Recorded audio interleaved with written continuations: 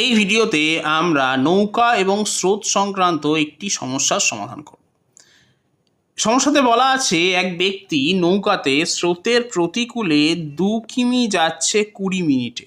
তাহলে যদি 2 কিমি যেতে সময় লাগে 20 মিনিট, তাহলে ক্লিয়ারলি 60 মিনিটে যাবে 6 কিমি। অতএব স্রোতের প্রতিকূলে নৌকার বেগ হবে 6 কিমি প্রতি ঘন্টা। এখন ফিরে আসতে সময় নিচ্ছে 15 মিনিট। তাহলে যাওয়ার সময় যদি স্রোতের প্রতিকূল হয়, তাহলে ফেরার সময় হবে স্রোতের অনুকূল। তাহলে স্রোতের অনুকূলে 15 মিনিটে যাচ্ছে 2 কিলোমিটার।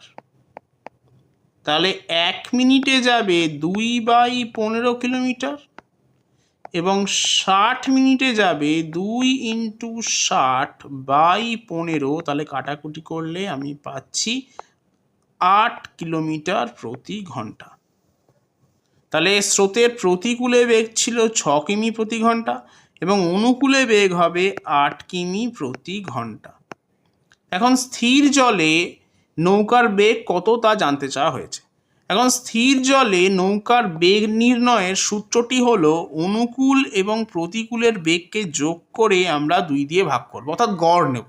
এখন যদি আমি 6 আর 8 যোগ করে তাকে 2 দিয়ে ভাগ করি, তাহলে পাবো 14/2 অর্থাৎ 7 কিমি প্রতি ঘন্টা।